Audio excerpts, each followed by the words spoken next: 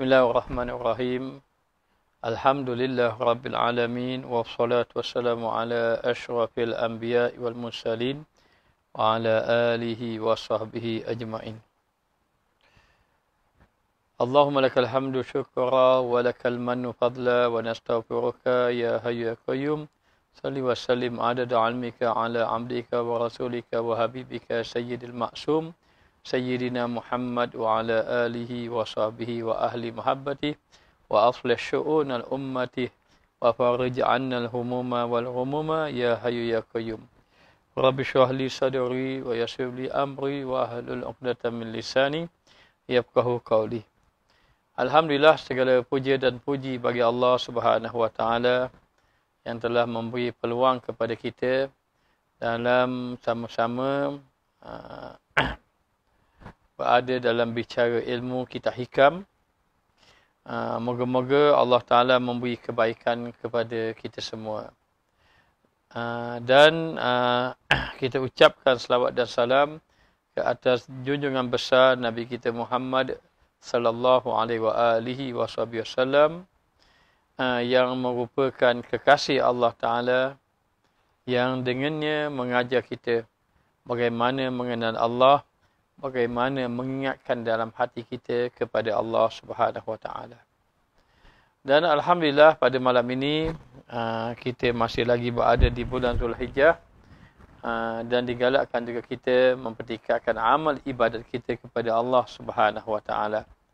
Dan insya-Allah pada malam ini kita teruskan pembacaan kitab hikam kita yang mana Allah Subhanahu wa taala memerintahkan manusia agar berfikir dan merenung semua ciptaan yang ada di atas muka dunia. Dan Allah Taala tidak jadikan ciptaan Allah Taala itu sia-sia. Maka tidak sama orang awam yang melihat gunung ganang berbanding dengan orang yang salik, berbanding dengan orang yang wasil yang sampai kepada Allah Subhanahu wa taala. Maka orang yang memandang alam hanya melihat kecantikan zahir sahaja, tidak sama dengan orang yang memandang alam itu melihat akan sifat-sifat Allah. Maka memandang alam itu sambil bertafakur kepada Allah Ta'ala sehingga terbuka mata hatinya. Lalu dia melihat alam dengan pandangan mata hati. Maka di situ disuruh kepada kita agar memikirkan akan ciptaan Allah Subhanahu wa taala. Dan di dunia ini Allah memberi kita akal. Maka akal itu berfikir mengenai semua ciptaan Allah Taala, yang mana apabila dia memikirkan mengenai ciptaan Allah Taala akan membawa terbukanya mata hati mereka. Maka sehingga mereka dapat melihat Allah di negeri akhirat kelak.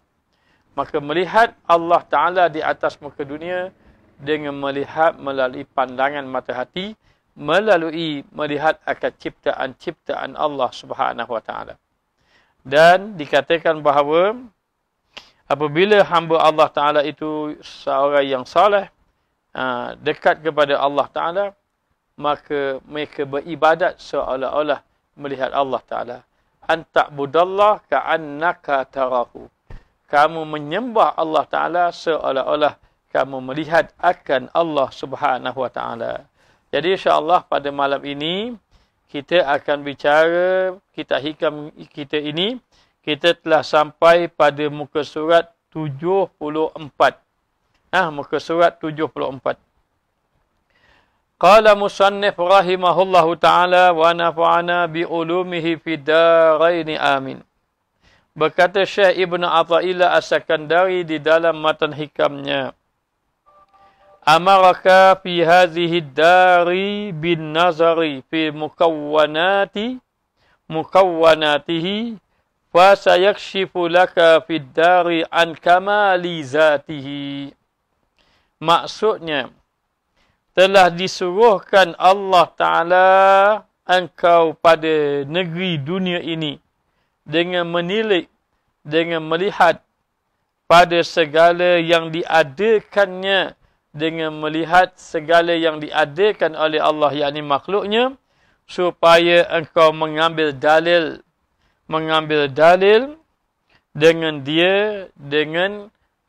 yang kamu lihat dengan makhluk tadi atas wujudnya wahdaniyah, wujudnya keesaan Allah Subhanahu wa taala. Dan lagi akan dibukakannya bagimu dalam negeri akhirat daripada kesempurnaan zatnya Allah Ta'ala. Yakni di atas muka dunia kita melihat Allah melalui ciptaan Allah, dan dekat negeri akhirat melihat Allah Ta'ala dengan zat Allah Ta'ala, bukan melalui ciptaan Allah Ta'ala. Kerana bahawasanya segala orang yang ahli dunia itu, jikalau dikenalkan hak bagi mereka itu pada segala sifat Rabbaniyah, sifat ketuhanan Allah Subhanahu wa taala, nescaya tiada kuasa mereka itu demikian itu. Kalaulah ingin melihat Allah Ta'ala yang dengan zat Allah Ta'ala yang sebenar-benarnya, bersifat Rabbaniyah, sifat Allah Ta'ala yang sebenar-benarnya, nescaya kamu tidak akan mampu melihatnya. Kamu tidak akan mampu melihatnya, sedangkan kita nak melihat matahari pun tak mampu nak melihat. Apatah lagi ingin melihat Allah Ta'ala. Kerana ketiadaan bertambatan segala yang hadis dengan yang qadim.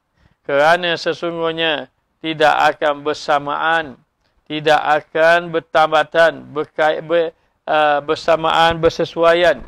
Yang hadis yang baharu umpama kita dengan Allah Ta'ala yang qadim, yang tidak ada permulaan, tidak ada awal. Maka di dalam matan hikam ini memberitahu kepada kita, Allah Subhanahu wa taala memerintahkan dalam dunia ini dengan melihat makhluk Allah, yakni kamu mengkaji, melihat, mengkaji, menteliti, merenung akan makhluk-makhluk Allah yang terdiri daripada gunung ganang, yang terdiri daripada lautan, yang terdiri daripada hutan belantara, yang terdiri daripada alam cakrawala di langit dan di bumi, supaya kamu melihat bahawa adanya Allah Ta'ala di sebalik penciptaan itu. Siapa yang menjadikan langit, siapa yang menjadikan bumi, siapa yang menjadikan matahari, siapa yang menjadikan bulan. Apabila kamu renung betul-betul, sehingga kamu merasakan adalah yang menciptanya, yakni Allah Subhanahu wa taala. Maka melihat Allah ketika itu dengan cara merenung akan alam-alam. Merenung akan alam tadi. Apabila merenung alam tadi, sehingga dapat merasai bahawa adanya kewujudan Allah Ta'ala. Merasai tidak sama dengan mengetahui. Tahu ada Allah Ta'ala mencipta, tapi merasa bahawa Allah yang mencipta itu. Sehingga mendatangkan rasa gerun kepada Allah. Sehingga mendatangkan rasa kagum dengan ciptaan Allah Ta'ala. Ini satu anugerah yang Allah bagi setelah mereka itu merenung, melihat, memikir tentang alam, ciptaan alam Allah Ta'ala. Firman Allah Ta'ala, Qul inzuru ma za fis samawati wal ardh wa ma tughnil ayatu wan nuzuru an qaumin la yu'minun. فَهَلْ يَنْتَظِرُونَ إِلَّا مِثْلَ أَيَّامِ الَّذِينَ خَلَوْا مِنْ قَبْلِهِمْ قُلْ فَانْتَظِرُوا إِنِّي مَعَكُمْ مِنَ الْمُنْتَظِرِينَ. Maksudnya, katakanlah, perhatikan apa yang ada di langit dan juga di bumi.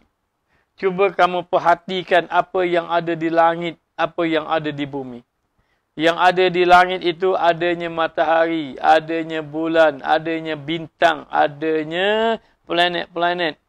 Siapa yang mengaturkan matahari? Siapa yang mengaturkan bulan, bintang? Kerajaan mana yang boleh menciptakan matahari? Maka sehingga merasa bahawa akan kekuasaan Allah Ta'ala.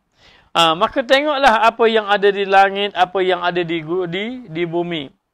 Dan tiadalah berguna keterangan-keterangan dan peringatan melainkan bagi orang-orang yang beriman kepada Allah. Maka tiada berguna keterangan-keterangan dan peringatan-peringatan bagi kaum yang tidak beriman. Kalau kaum yang tidak beriman, maka tidak ada guna beri peringatan kepada mereka. Kerana hati mereka tidak menerima akan yang mencipta itu adalah Allah Subhanahu Wa Taala. Maka orang-orang yang tersebut tidak menunggu melainkan azab Allah Ta'ala sebagaimana kejadian-kejadian yang berlaku kepada orang yang terdahulu yang ingkar kepada Allah. Katakanlah, wahai Muhammad, tunggulah. Sesungguhnya aku bersama-sama kamu daripada orang yang menunggu. Maka ayat ini menerangkan bahawa Allah Ta'ala memerintahkan hamba-hambanya untuk melihat ciptaan Allah. Lalu dia bertafakur. Lalu dia menggali hikmah-hikmah yang terkandung di dalam ciptaan Allah Ta'ala. Lalulah mereka menyedari bahawa tidak ada yang sebenar-benar mencipta adalah Allah Subhanahu Wa Ta'ala. Maka Allah lah yang mencipta langit bumi. Bermakna Allah jugalah yang mencipta kita semua. Sehingga kita menjadi orang yang tunduk kepada Allah Ta'ala. Jadi apabila seorang itu memikirkan akan ciptaan Allah Ta'ala, hendaklah maka membawa dia merasa takut kepada Allah dan tunduk kepada Allah. Tetapi bila orang yang tidak bertafakur, tidak memikirkan akan ciptaan Allah, maka membawa kepada hati mereka lalai kepada Allah Subhanahu Wa Ta'ala. Maka Syekh Nawawi Al-Bantan, Syekh Nawawi An-Nawawi Al-Bantani mengatakan, tafakur itu ada 5. Tafakur itu ada 5.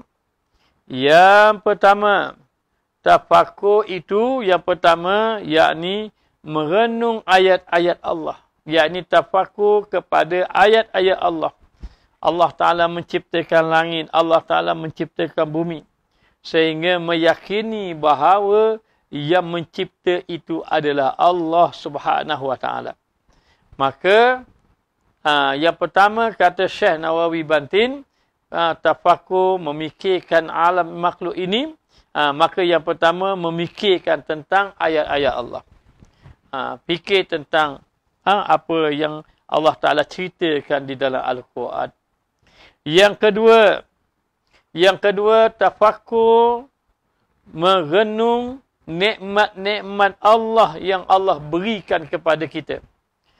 Supaya kita sedar bahawa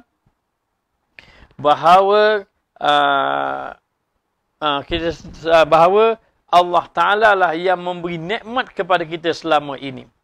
Maka katanya Syekh Nawawi, yang pertama bertafakur tentang ayat Allah mendatangkan keyakinan yang kuat kepada Allah. Yang kedua, bertafakur tentang nikmat-nikmat Allah akan melahirkan cinta kepada Allah. Kerana apa?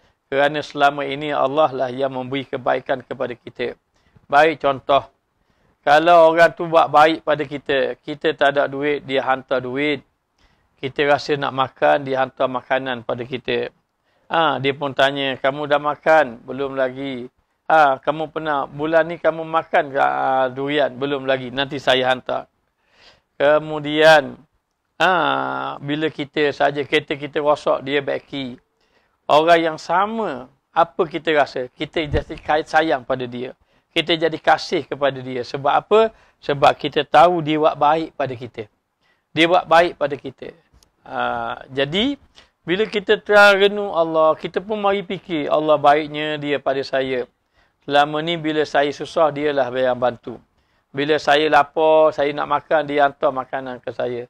Bila saya sakit, dia datang rumah, dia bawa obat pada saya. Jadi bila kita fikir kebaikan-kebaikan dia beri pada kita, nikmat-nikmat dia beri, kita rasa sayang pada dia. Maka begitulah. Kalau kita merenung, memikirkan betapa baiknya Allah kepada kita, Allah memberi kesihatan kepada kita, Allah memberi makan kepada kita setiap hari. Allah Ta'ala beri makan daripada pagi sampai ke petang, sampai ke malam. Dan Allah Ta'ala jaga kita ketika mana orang lain sakit, kita sihat. Maka bila ketika itu, sebetul-betul apabila kamu renung, kamu fikir, maka dah baru rasa, oh betapa baiknya Allah akan datang rasa sayang. Rasa sayang. Maka tafakur yang kedua adalah tafakur tentang nikmat-nikmat Allah. Hasilnya mendatangkan rasa cinta kepada Allah Subhanahu wa taala. Yang ketiga tafakur merenungkan mengenai janji-janji Allah. Janji-janji baik Allah. Allah janji memberi syurga kepada orang yang beramal soleh. Walladzina amanu wa amilus solihat ulaika ashabul jannah. Orang yang beriman dengan amal yang soleh, bagi mereka itu syurga. Allah kurniakan syurga bagi mereka dan mereka kekal di dalam syurga Allah Ta'ala. Wa basyiril ladzina amanu wa amilus solihat. Orang yang beriman dan beramal soleh. Lahum jannatin tajri min tahtihal anha. Bagi mereka itu syurga yang mengalir di bawahnya air-air. Maka renung tentang janji baik Allah. Allah janji syurga. Allah janji bagi nikmat. Allah Ta'ala janjikan kebaikan-kebaikan.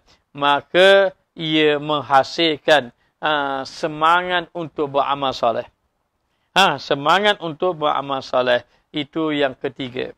Yang ketiga, tafakur tentang janji baik Allah. Yang keempat, tafakur merenung mengenai perintah-perintah Allah. Allah perintah kita suruh sembahyang, kita sembahyang. Kemudian Allah Ta'ala suruh kita puasa, kita berpuasa. Allah Ta'ala suruh kita ini keluar zakat, kita keluar zakat. Maka dalam keadaan macam itu, Allah Ta'ala perintah kita dalam melakukan sesuatu perkara tadi. Ini membawa perasaan kita rasa, melahirkan rasa malu kepada Allah Subhanahu Wa Ta'ala. Ataupun merasakan bahawa rasa ingin melakukan ketaatan kepadanya. Dan yang kelima,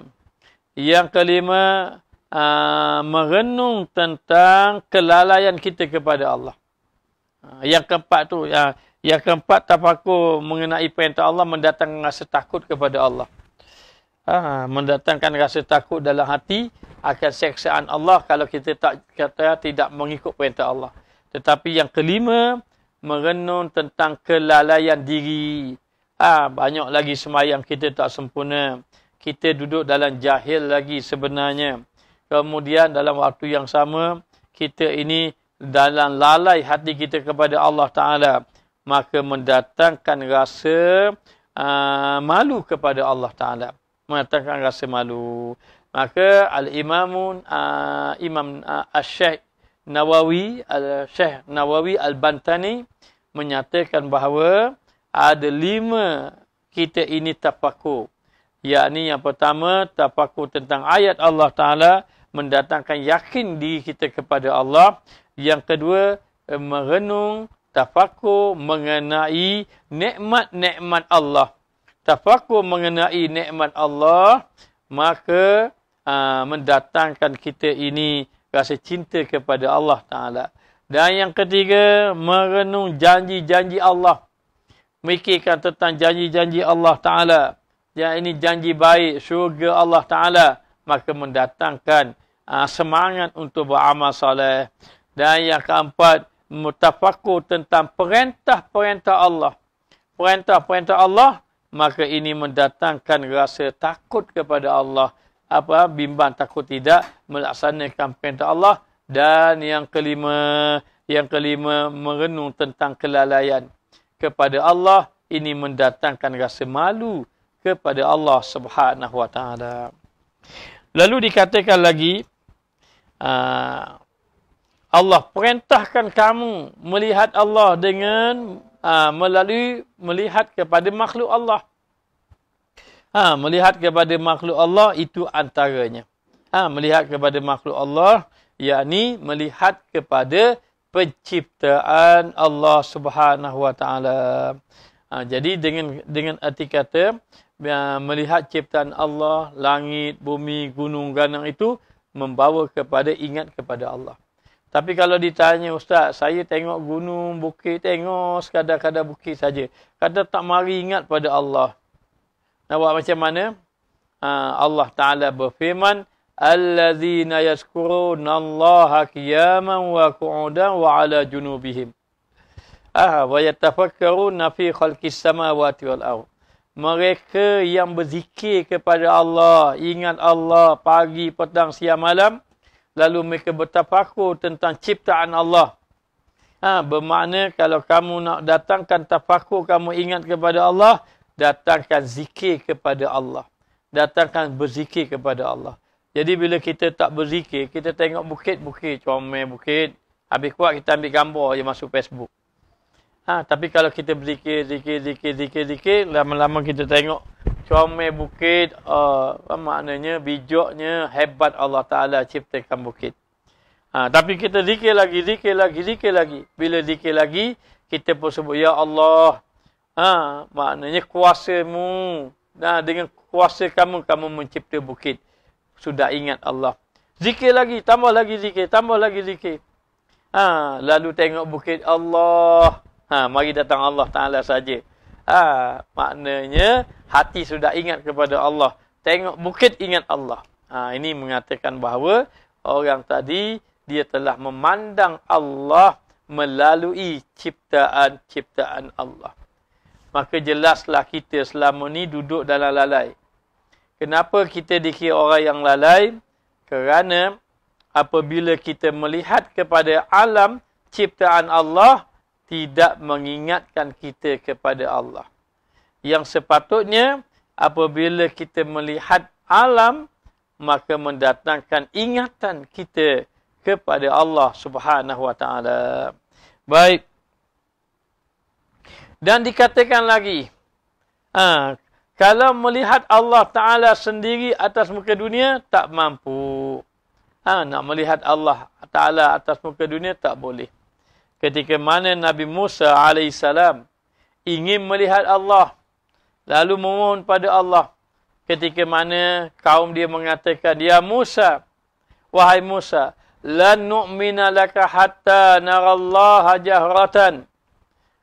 Kami tidak akan beriman denganmu, wahai Musa, sehingga kami melihat Allah Ta'ala secara terang-terang. Lalu Allah Ta'ala membinasakan. Fa'akhazatkumus sa'iqatu wa antum tanzurun.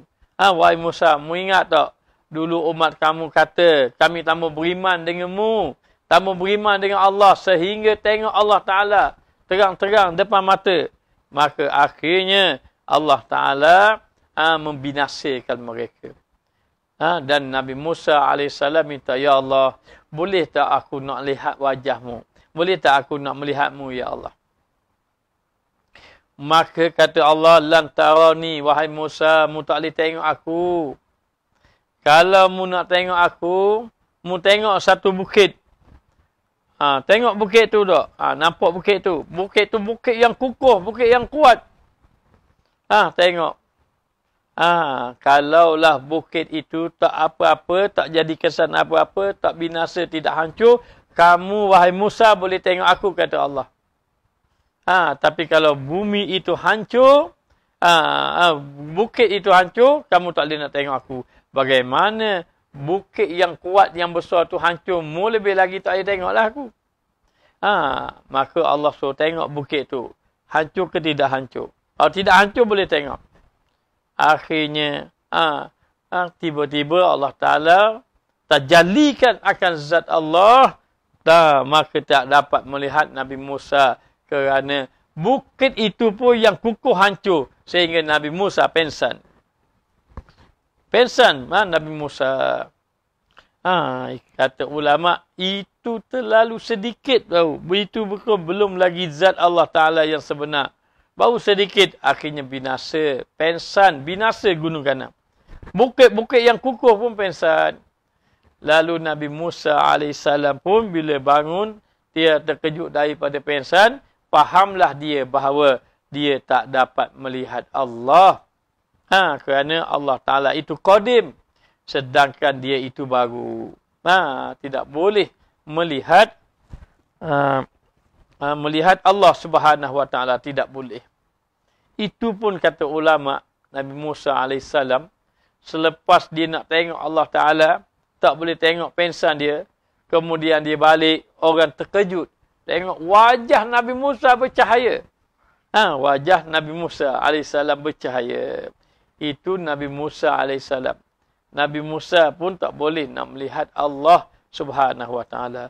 Ada pun mengenai melihat Allah Ta'ala atas muka dunia ini, ada beberapa pendapat. Ini melihat Allah. Ada beberapa pendapat. Pendapat pertama mengatakan bahawa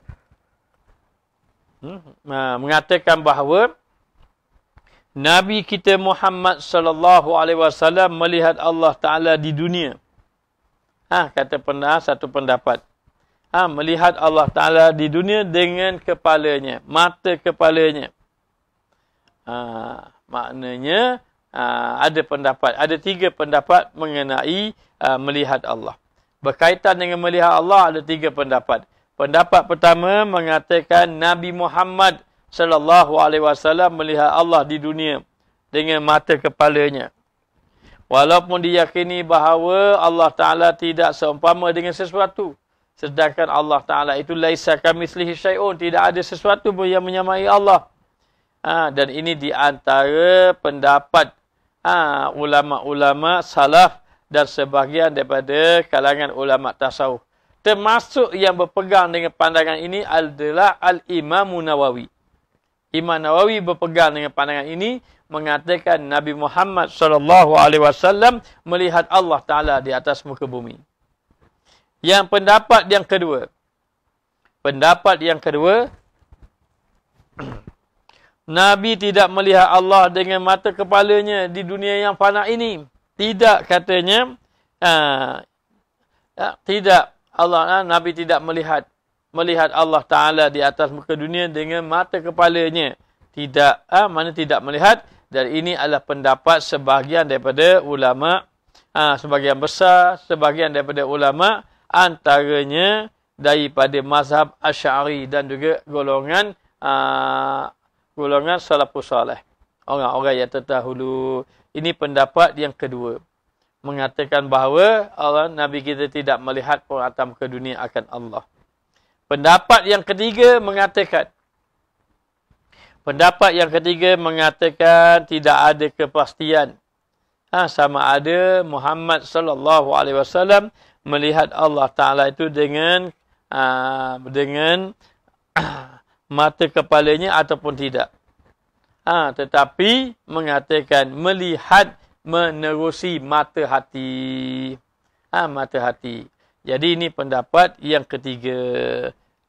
Maka dikatakan bahawa melihat Allah Subhanahu Wa Ta'ala ini, melihat Allah Ta'ala ini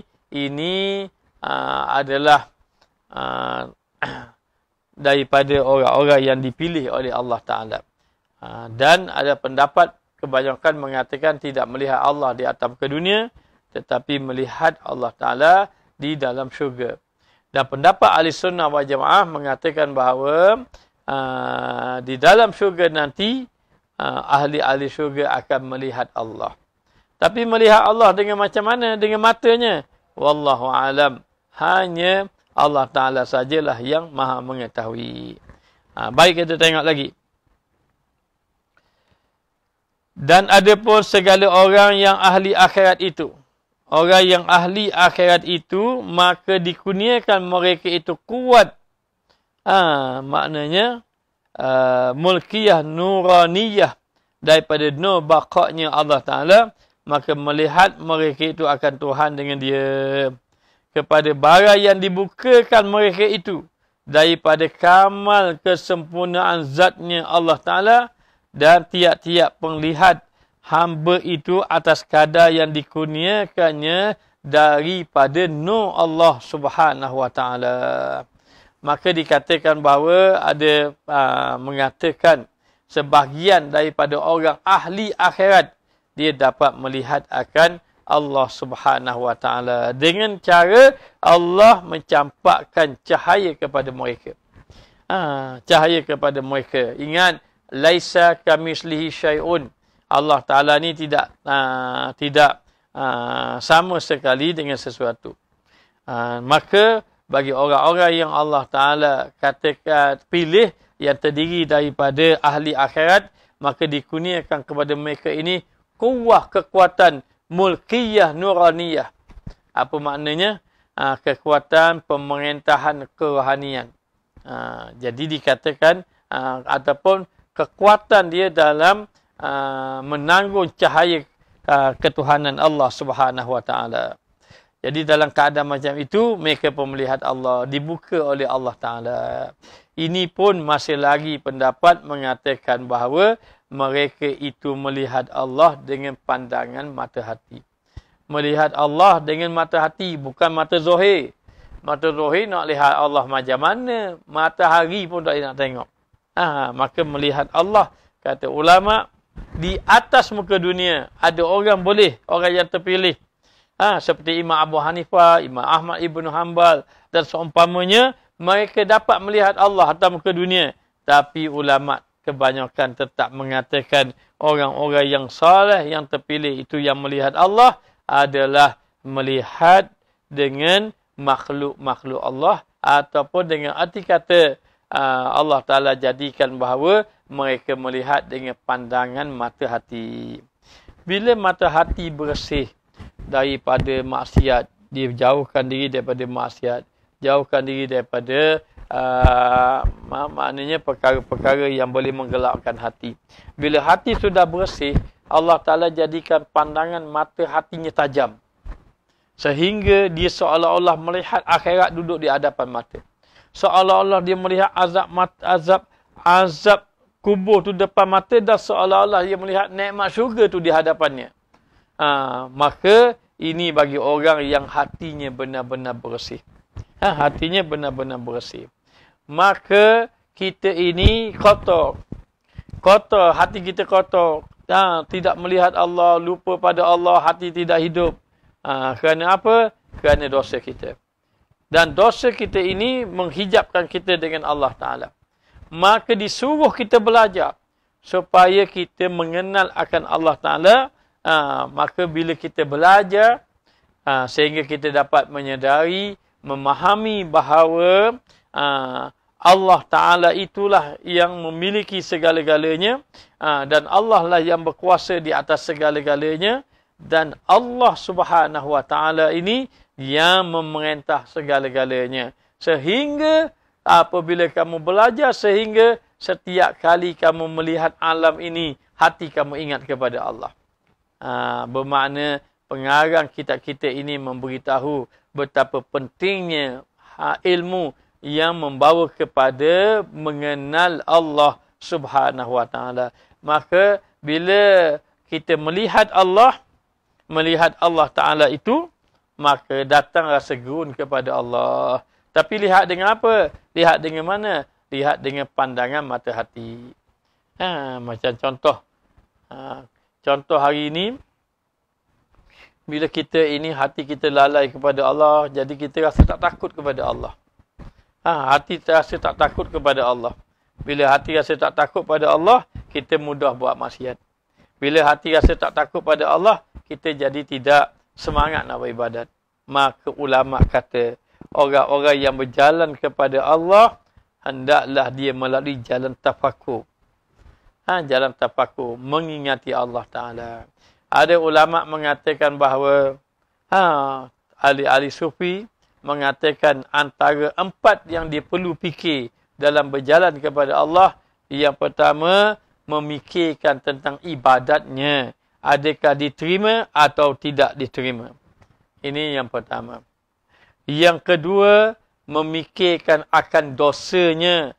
Adakah diterima akan taubatnya ataupun tidak. Adakah diampun ataupun tidak diampun. Jadi yang pertama memikir amal ibadat diterima ataupun tidak diterima. Yang kedua memikirkan tentang dosanya. Adakah diampun ataupun tidak diampun.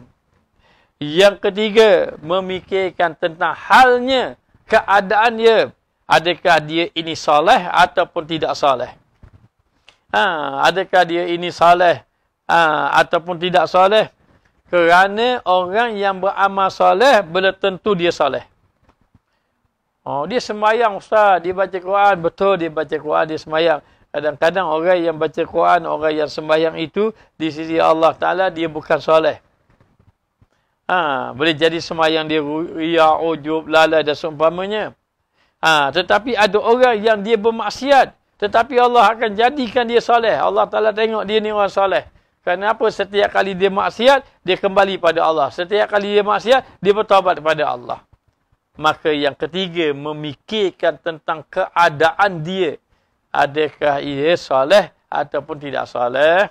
Maknanya, itu yang ketiga. Yang keempat, memikirkan tentang kematiannya.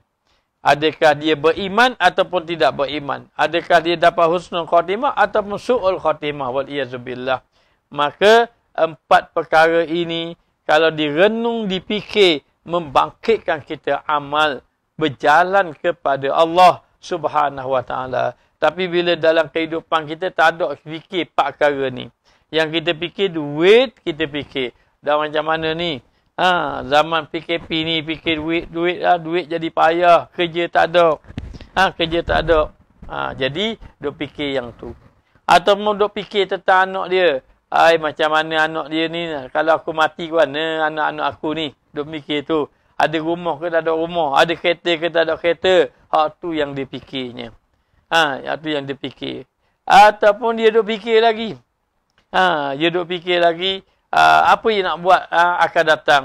Akan datang nak buat projek ni, nak buat benda ni, nak buat benda ni. Maka ini termasuk perkara yang dia memikirkan, perkara yang melalaikan ia kepada Allah Ta'ala.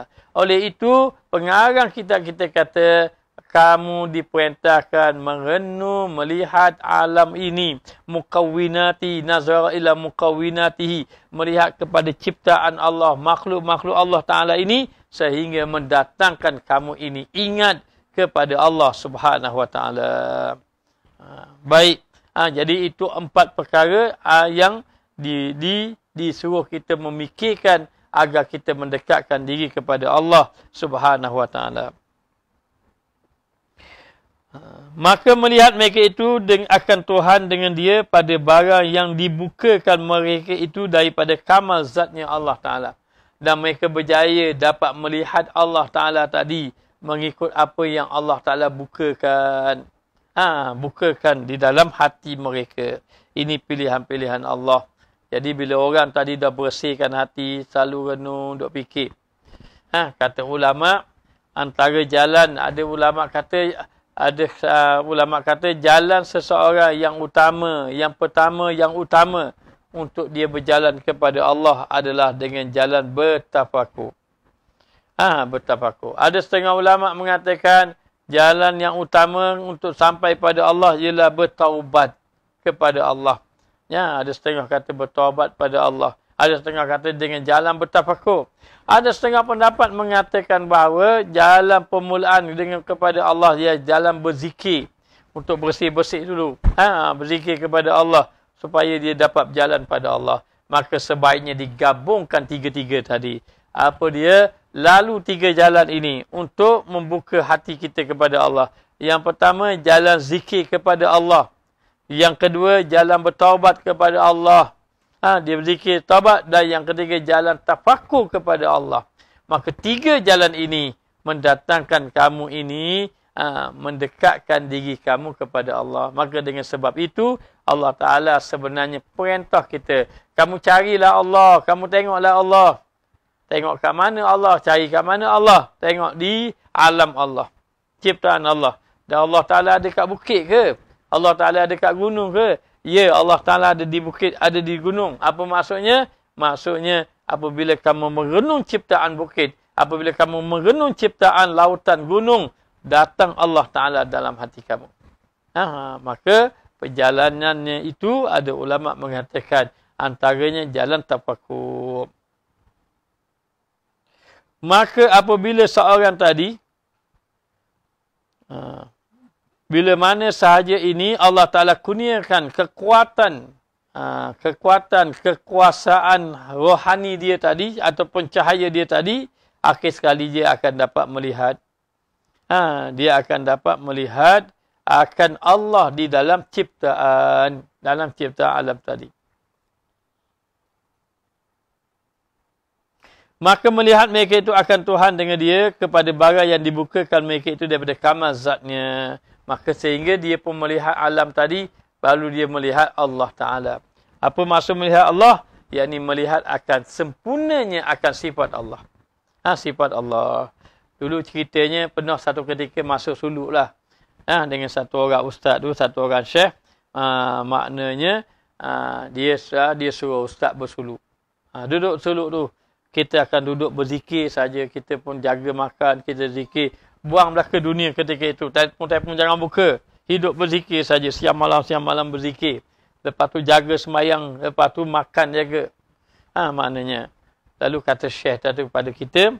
Dia kata, Ustaz, apabila saja kamu ini berzikir kepada Allah. Lalu jalan bertaubat, berzikir kepada Allah Ta'ala dan seumpamanya. Nanti akan mendatangkan kepada kamu ini dapat melihat Allah. Kita pun tanya, dapat melihat Allah macam mana ni? Yelah, dia kata, Ustaz nanti kalau Ustaz berjalan nanti, Ustaz tengok gunung, ganam, bukit, Ustaz akan nampak Allah di situ. Kita tak faham lah. Maknanya, nampak Allah Ta'ala dekat situ.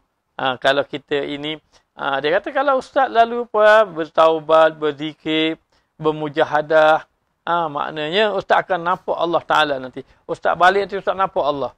Maka kita tak faham. Tak faham. Macam mana nampak Allah? Macam mana nampak Allah? Tak apalah, duduklah di situ. Bila duduk di situ, ajarlah zikir. Zikir, tidur sikit. Mulai zikir lagi dan seumpamanya. Lepas tu, makan pun makan ala kadar. Dan tidak boleh orang tukar masak tu kecuali ada air semayang dan seumpamanya. Kita pun makan. Selepas daripada habis balik program balik. Baru kita faham. Benar selabah lah. Keluar tu nampak Allah. Memang nampak Allah. Apa maksud nampak Allah? Rupanya hati kita hidup. Bila kita tengok bukit gunung ganang, hati ingat Allah. Nampak Allah itu bermakna apa? Bermakna mengingati Allah dan melihat Allah dengan pandangan mata hati. Baik. Lalu dikatakan bahawa dan tiap-tiap penglihat hamba atas kadar yang dikurniakan daripadanya cahaya. Dan dia mendapat melihat Allah mengikut kadar yang Allah Ta'ala campurkan kepada dia, kepada hati dia. Maknanya, zikir kan datang cahaya, ilmu kan datang cahaya, cahaya pada hati. Maka apabila orang tu banyak berzikir, banyaklah cahaya dia. Bila banyak cahaya, banyak dia akan mengingati Allah Subhanahu Wa Ta'ala. Baik, dan adalah penglihat dalam negeri akhirat itu musyahadah dengan tiada dengan mata hati. Maka dikatakan bahawa dekat negeri akhirat akan memandang Allah. Ini pegangan ahli sunnah wal jamaah. Maknanya dia ini pandangan ahli sunnah wal jamaah mengatakan bahawa kita kalau dapat masuk syurga dapat melihat Allah. Di negeri akhirat nanti dapat melihat Allah. Tapi melihat macam mana? Wallahu a'lam. Kita tak tahu. Maka ketahui olehmu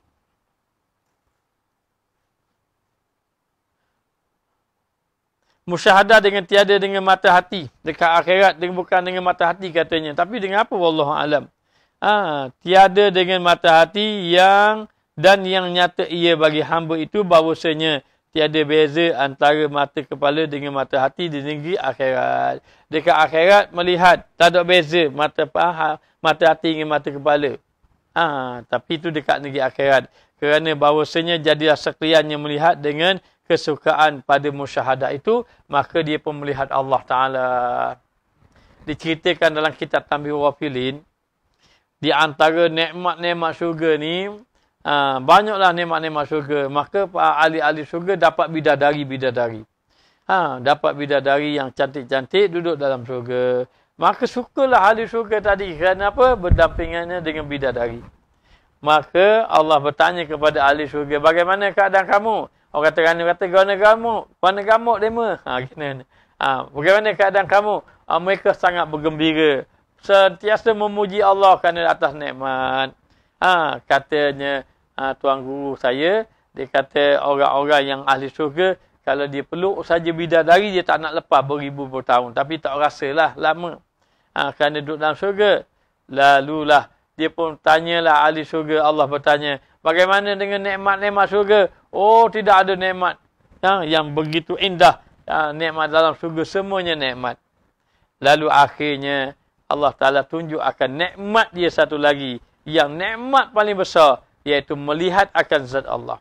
Ketika mana dibukanya, ditajalli akan zat Allah Ta'ala, maka segala nikmat-nikmat syurga itu ditinggalkan oleh ahli syurga. Sehingga termasuk dengan bidadari-bidadari ditinggalkan lantaran nikmat melihat akan zat Allah Ta'ala. Lalu dalam kitab Tanbih Wafilin, katanya, para bidadari kata, ya Allah, kalau begitu ahli syurga tambah dah duduk dengan aku. Tambah dah dia kata. Kenapa? Lazatnya mereka melihat akan zat Allah. Akhirnya disebut dalam kitab Minat, Tanbih Wafilin, Allah Ta'ala sahatkan. Ada orang boleh tengok sebulan, ada orang boleh tengok setahun, ada tengok boleh sekejap sahaja. Sedangkan di syurga tidak ada bulan pun, 2-3 bulan, 2-3 tu. Tapi ini gambaran. Maknanya ada orang yang dibuka oleh Allah, dapat melihat Allah yang banyak. Ada orang sedikit mengikut kadar-kadar yang Allah beri kepada hamba-Nya. Oleh kerana itu, dekat ke negeri akhirat, kalau kita nak melihat Allah, lihatlah Allah atas muka dunia. Macam mana nak melihat Allah atas muka dunia? Melihat Allah di atas muka dunia dengan melihat akan alam-alam.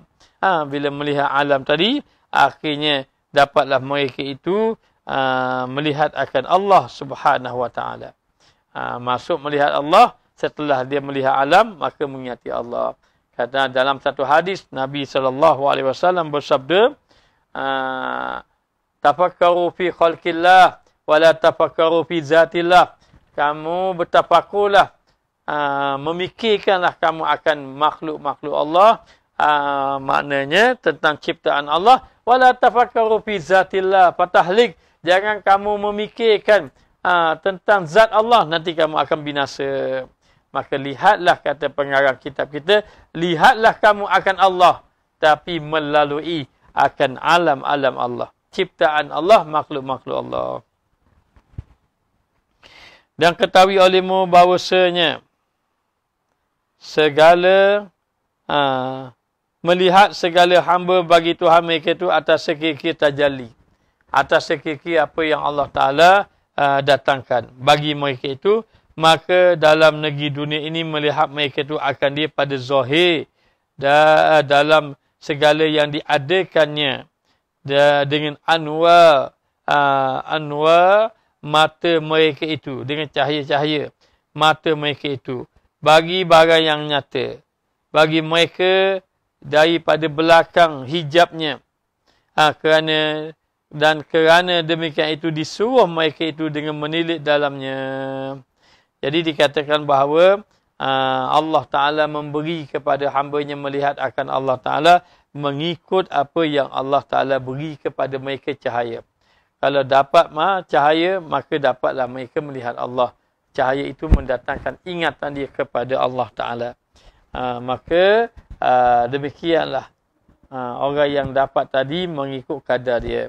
Dan kalau banyak hijab dia, maka tetap terhijablah dia daripada memandang Allah Ta'ala.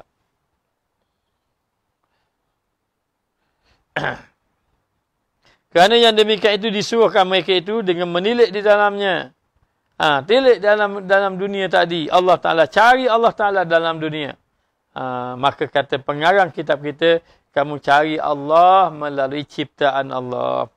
Dan dalam negeri akhirat itu,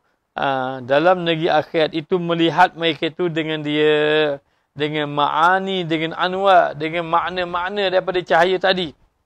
Anwar, mata mereka itu, cahaya mata mereka itu daripada tiada hijab.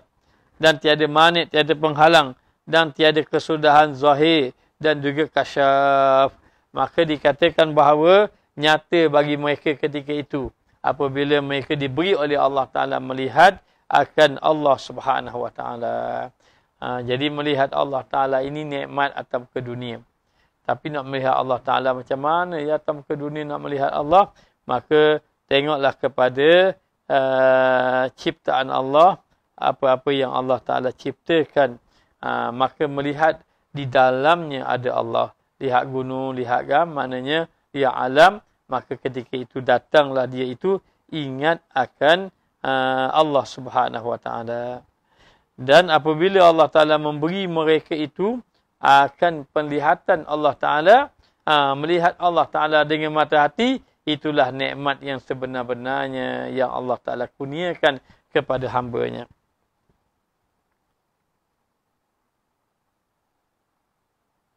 Dan dalam negeri akhirat itu melihat mereka itu akan dia dengan ma'ani, dengan anwar mata mereka itu daripada tiada hijab. Dan dekat akhirat nanti Allah Ta'ala bagi melihat akan hamba-hamba dia. Maka dikatanya melihat akan ma'ani. Tapi bagaimana melihat Allah dekat negeri akhirat? Wallahu alam. Kita tak tahu bagaimana keadaannya. Maka dia akan mendapat kesukaan dengan memandang musyahadah kepada Allah Subhanahu Wa Ta'ala.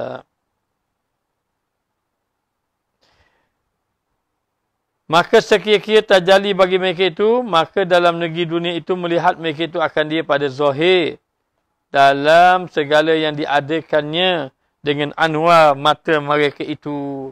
Jadi kalau atas muka dunia mereka melihat Allah Ta'ala itu, iaitu melihat zahir yang diciptakan oleh Allah. Yang diciptakan oleh Allah Ta'ala tadi. Maka dia kata dengan anwar mata mereka itu bagi barang yang nyata bagi mereka itu daripada belakang hijab. Dan kerana demikian itu disuruhkan mereka itu dengan melilit di dalamnya. Melilit di dalam alam Allah. Jangan sampai kita melihat alam terhijab kita dengan Allah. Tetapi melihat alam di sebalik alam itu Allah yang menciptanya. Dan dalam negeri akhirat itu melihat mereka itu akan dia dengan ma'ani, dengan anwar mata mereka itu daripada tiada hijab dan tiada manik. Adapun dekat negeri akhirat mereka melihat Allah tak ada batas, tak ada hijab, tak ada penghalang pun melihat Allah Ta'ala. Dan inilah kesudahan zahir dan juga kasyaf. Zahir dan juga kasyaf. Dan adalah melihat Allah Ta'ala dalam negeri akhirat itu melihat wujud, tiada bahawasanya ia dalam jihad dan tiada dalam demikian itu hudud. Dan mereka bagaimana melihat Allah Ta'ala? Melihat Allah Ta'ala dekat negeri akhirat ini, melihat dalam keadaan tiada batasan. Tiada batasan, tiada dinding, tiada hijab, tiada penghalang. Semuanya melihat Allah Ta'ala akan zat Allah Ta'ala. Maka bagaimana caranya? Wallahu alam. Tapi kita berpegang dengan pegangan ahli sunnah wal jamaah, iaitu setiap orang-orang yang beriman kepada Allah, bila dia masuk dalam syurga, dia dapat melihat Allah. Maknanya. Jadi dikatakan bahawa terhijab kita dengan Allah di antara jalan bagi orang-orang yang nak mendekatkan diri pada Allah adalah jalan tafakur. Memikirkan akan Allah. Jadi ada orang yang mencari Allah dengan ibadat. Ada orang mencari Allah Ta'ala dengan meninggalkan dunia sebagaimana yang kita bahas malam. Tapi kali ini, malam ini memberitahu orang mencari Allah dengan jalan tafakur. Dan Allah beritahu, mu nak cari aku, carilah aku. Tapi mencari aku mengikut alam yang aku cipta. Supaya kita beribadat, kita tahu ini Tuhan kita. Dan kita tahu ini ibadat kerana Allah. Kita tahu kita beribadat di hadapan kita ada Allah Ta'ala. Tapi jalan dia macam mana? Pada malam ini memberitahu bahawa melalui ciptaan-ciptaan Allah. Fikir ciptaan Allah. Sehingga bila kita fikir rasa gerun pada Allah. Rasa takut pada Allah. Rasa bahawa Allah Ta'ala benar-benar berkuasa di atas segala sesuatu. Maka rasa ini dapat melalui tafakur kepada Allah Ta'ala. Lalu dalam satu hadis riwayat daripada Imam Muslim Dikatakan bahawa Rasulullah sallallahu alaihi wasallam telah bersabda, apabila telah masuk ahli syurga ke dalam syurga, maka Allah Ta'ala berfirman, apa yang kamu inginkan sesuatu, maka aku tambahlah akan kamu, kepada kamu. Lalu mereka, yakni ahli syurga pun menjawab, bukankah telah engkau putihkan muka-muka kami? Bukankah engkau telah masukkan kami dalam syurga dan engkau lepaskan kami daripada azab api neraka? Berkata Rasulullah SAW, maka Allah Ta'ala melepaskan hijab daripada mereka. Maka tidak diberi kepada mereka sesuatu yang lebih dicintai kepada mereka dari melihat kepada Tuhan mereka. Bila Allah memberi saja akan nikmat dia, ataupun tajalli dia, maka dilihat bahawa tidak ada lagi yang mereka inginkan kecuali hanya melihat akan zat Allah Subhanahu wa ta'ala. Maka kesimpulan apa yang kita baca pada malam ini, baik, ada dua kesimpulan. Yang pertama, hendaklah kamu bertafakur akan ciptaan-ciptaan Allah. Kerana bertafakur bertafakur merenung akan ciptaan Allah mendatangkan rasa ketauhidan ke dalam hati, sehingga membawa kepada mengenal akan Allah Subhanahu wa ta'ala. Dan yang kedua, hendaklah kamu hidupkan mata hati kamu, umpama dengan zikir, dengan taubat, dengan istighfar sebanyak-banyaknya, supaya apabila kamu ini berzikir kepada Allah, merenung kepada Allah, sehingga dalam keadaan macam itu mendatangkan hati kamu ingat kepada Allah Subhanahu wa ta'ala. Jadi berzikir itu mendatangkan kepada membuka mata hati. Bila membuka mata hati, akan dapat melihat kesempurnaan Allah Subhanahu wa ta'ala. Maka kata pengarang kitab kita, Allah perintahkan kamu ini memandang alam-alam. Allah perintahkan. Jadi kalau memandang akan alam, kita tengok alam, masa memandang alam ni, kita renung, kita kaji, kita lihat sehingga rasa gerun kepada Allah. Rasa takut kepada Allah, maka Allah buka akan kesempurnaan sifat Allah. Baru rasa Allah, hebatnya-Mu ya Allah, kamu telah menciptakan langit dan bumi dan seumpamanya. Ingat kata ulama apa? Tafakur 1 jam itu lebih baik daripada sembahyang 100 rakaat. Bertafakur itu lebih baik daripada sembahyang 100 rakaat. Kadang-kadang orang semayang pun tak rasa takut pada Allah. Payah-payah, duk nengung, duk fikir betul-betul. Mari takut kepada Allah Ta'ala. Kesan daripada kita bertafakur ini, kesan daripada kita an-nazar fil muqawwanat, yang memandang kepada ciptaan Allah, maka akan terbuka kepada kita. Maknanya akan kesempurnaan sifat Allah Subhanahu wa ta'ala. Maka demikianlah kepada para jemaah, jangan lupa bertafakur, ingatkan dosa, ingatkan tanggungjawab kita kepada Allah, ingatkan kita bertaubat, ingatkan kematian, ingatkan azab. Ini akan mendatangkan kebangkitan, bangkit semangat untuk nak melakukan amal ibadat kepada Allah Subhanahu wa ta'ala. Dan tafakur juga jalan menguatkan ketauhidan kita kepada Allah Subhanahu wa ta'ala. Dan ilmu kita akan jadi hidup bila kita bertafakur. Ilmu kita juga akan jadi berkesan apa kita bila banyak bertafakur. Dan tafakur membawakan seorang itu mengingati akan Allah Subhanahu wa ta'ala. Jadi sekadar ini sajalah yang dapat disampaikan. Moga-moga diberi kebaikan. InsyaAllah seandainya ada ruang, kita sambung lagi pembacaan kitab hikam kita ini. Moga-moga memberi manfaat. Minta maaf banyak-banyak di atas kelemahan, kelalaian kita kepada Allah. Dan juga mungkin kalau tak dapat faham, rujuklah kepada orang-orang yang soleh. Rujuk pada orang-orang yang alim. Kerana sesungguhnya apabila kita ini rujuk kepada orang alim, mereka akan tunjuk jalan. Moga-moga kita akan selamat. Jadi sekadar ini saja yang dapat disampaikan.